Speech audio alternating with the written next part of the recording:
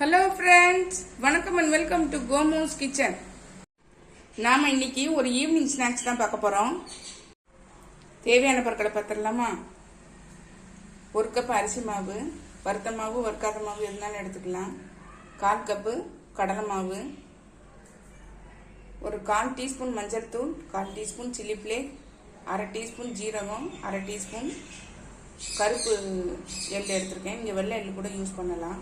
கொஞ்சம் 1/4 டீஸ்பூன் குறைவா பெருங்காயம், 1/2 டீஸ்பூன் தனி மிளகாய் தூள், கொஞ்சம் கருவேப்பிலையும் கொத்தமல்லியும் சின்னதாக கட் பண்ணி வச்சுருக்கேன். ரொம்ப பொடிசாக கிள்ளி வச்சாலும் சரி கட் பண்ணி வச்சுருக்கேன்.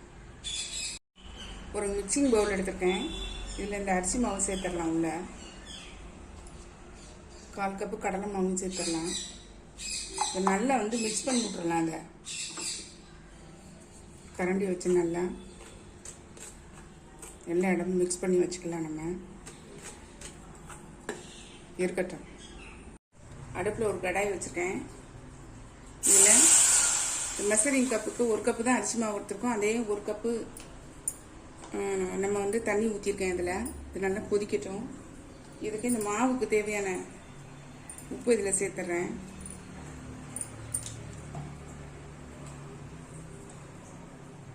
இந்த மஞ்சள் தூள், மிளகாய் தூள், சில்லி ஃப்ளேக்ஸ், ஜீரகம், எள், பெருங்காயத்தூள் இது எல்லாத்தையுமே இதில் சேர்த்துடலாம். சேர்த்து நல்லா மிக்ஸ் பண்ணி விட்டுறலாம்.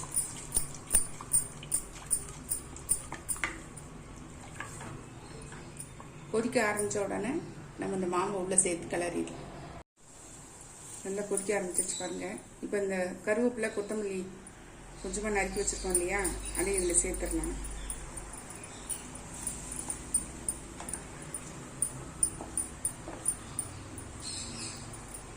நம்ம இந்த நல்லா கொதிக்க ஆரம்பிச்சிச்சு பாருங்க. இதை சிம்மில் வச்சுக்குவோம். சிம்மில் வச்சுக்கிட்டு கொஞ்சம் கொஞ்சமாக சேர்த்து நம்ம கிளறி எடுத்துடலாம்.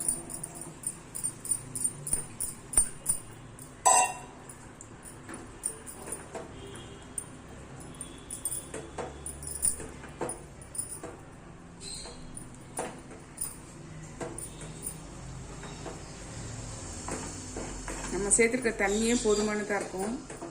நல்லா கிளறி எடுத்துருங்க. இதுலேயே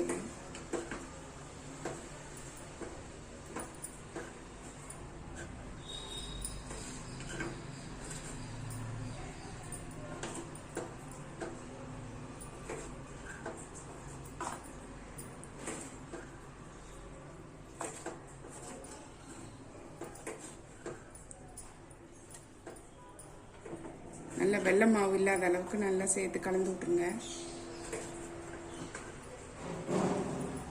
நல்லா ஒரு தட்டு போட்டு மூடி வச்சிடலாம். கொஞ்சம் நேரம் அப்படியே ஆவியிலே வேகட்டும்.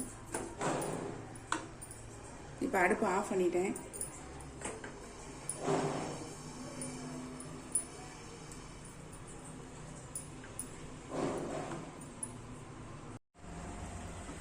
நல்லா மூடி வச்சிருந்தேன் பாருங்க. இதை எடுத்தாச்சு. நல்லா கையில் தண்ணியை தொட்டுக்கிட்டு இழுத்து இதில் பசைஞ்சிடலாம். கொஞ்சம் கை பொறுக்கிற சூடாக இருக்கா பார்த்துக்கோங்க. வேறு ஒரு பாத்திரத்துக்கு மாற்றிடுறாங்க. மாற்றிட்டு நான் உங்களுக்கு காமிக்கிறேன். கொஞ்சம் சூடாக தான் இருக்குது.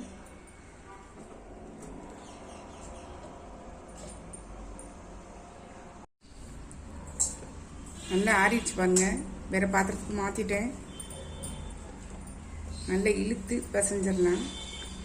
கை சூடாக இருந்ததுன்னா கொஞ்சம் தண்ணி தொட்டுக்கோங்க.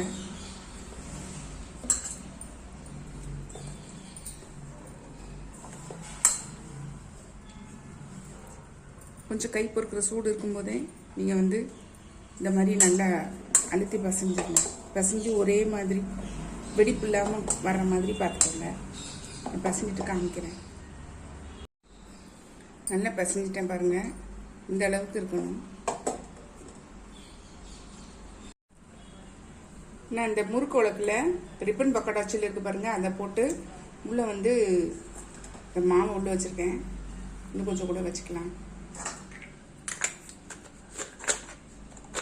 நல்லா மூடிட்டு டைரெக்டாக அடுப்புலேயே புழிஞ்சிடலாம்.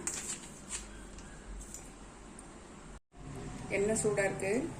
நம்ம இப்போ இதில் வந்து ரிப்பன் பக்கோடா மாதிரியே வந்து இதை புரிஞ்சிடலாம்.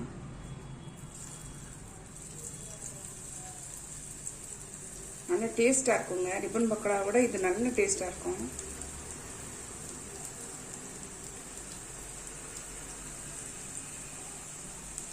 வேகட்டை காமிக்கிறேன். நம்ம இப்போ இதை எடுத்துடலாம். நல்லா வெந்துருச்சு பாருங்க.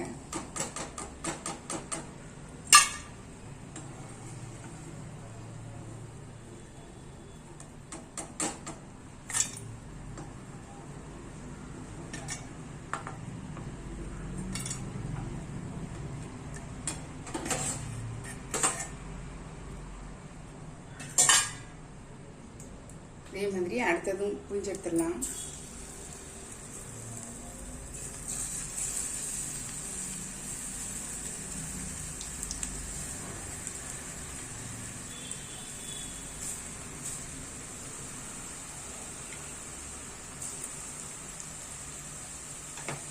வெந்தது காமிக்கிறேன்.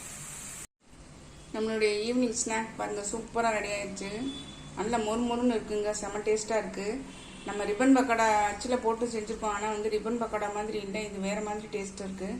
கண்டிப்பாக ட்ரை பண்ணி பாருங்கள். ட்ரை பண்ணி பார்த்து கமெண்ட்டில் சொல்லுங்கள். லைக் பண்ணுங்கள், ஷேர் பண்ணுங்கள், சப்ஸ்கிரைப் பண்ணுங்கள். பக்கத்தில் பெல் ஐக்கானை கிளிக் பண்ணுங்கள். நாளைக்கு வேற ஒரு ரெசிபியில் உங்களை சந்திக்கிறேன். பை. தேங்க்யூ. காட்டுறேன் பாருங்கள் எப்படி இருக்குங்க. மொறுமொறுன்னு இருக்கு பாருங்க. செம்ம டேஸ்ட்டாக இருக்குங்க. கண்டிப்பாக ட்ரை பண்ணுங்கள்.